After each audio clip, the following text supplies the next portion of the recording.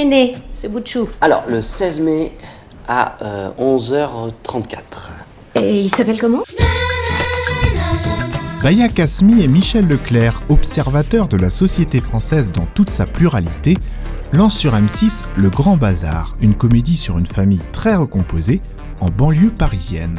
Qu'en ont pensé nos trois critiques?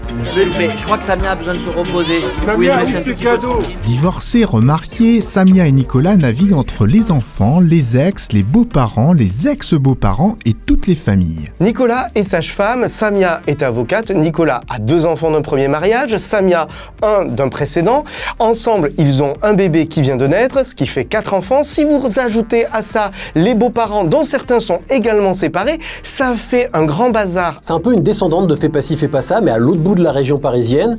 On est à Bagnolet et on va découvrir cette famille recomposée. Et le plaisir de la série, c'est d'être dans le quotidien avec eux, chez eux beaucoup, dans leur lieu de travail, dans la rue. Alors on reconnaît vraiment la patte de Baya Kasmi, donc, qui a signé notamment au cinéma Le Nom des gens ou cette année La lutte des classes. Cette façon vraiment de considérer et de nous raconter qu'il n'y a rien de plus intime que le politique, qu'il n'y a rien de plus politique que l'intime, de vraiment évidemment attraper les deux ensemble. Le Grand Bazar met en scène une France populaire et multiculturelle, encore relativement rare à la télévision française. Toute la force de la série est de faire de Nicolas et Samia un couple mixte, dans le sens que Samia est d'origine maghrébine, Nicolas est un pur français de souche, mais que la question ne se pose pas finalement. Ils vivent en complémentarité et les questions que pose la série, c'est comment 2 personnes qui ont des histoires radicalement différentes peuvent vivre et composer ensemble. Il n'y a pas tant de séries françaises que ça qui parlent de cette France-là,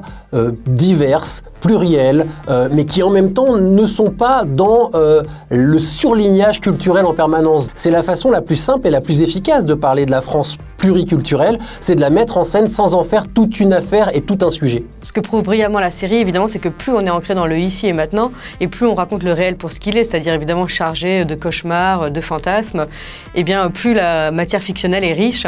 C'est ce qu'on voit avec cette famille recomposée, ça veut dire encore plus de personnages, encore plus de liens, et là c'est raconté avec beaucoup d'humour. Avec ses nombreux personnages, le Grand Bazar a tout pour durer, mais le public suivra-t-il cette nouvelle famille ? Il faut se laisser séduire par cette histoire familiale, rentrer dedans, s'habituer à l'atmosphère, à la mise en scène, au rythme qui est assez particulier, qui est celui de Baya Kasmi et Michel Leclerc, pour ceux qui ont vu leur film, notamment Le Nom des gens, ce genre de film-là. Il y a une grande douceur, il y a une grande générosité, c'est une série qui n'est pas dans le gros rire, on n'est pas là pour faire des grosses blagues. La série commence par une grande série d'humour avec des bonnes répliques qui claquent, et puis au fil du temps, de plus en plus d'émotions entrent en ligne de compte. C'est une comédie qui arrive à jouer, à mobiliser plein d'outils de la comédie.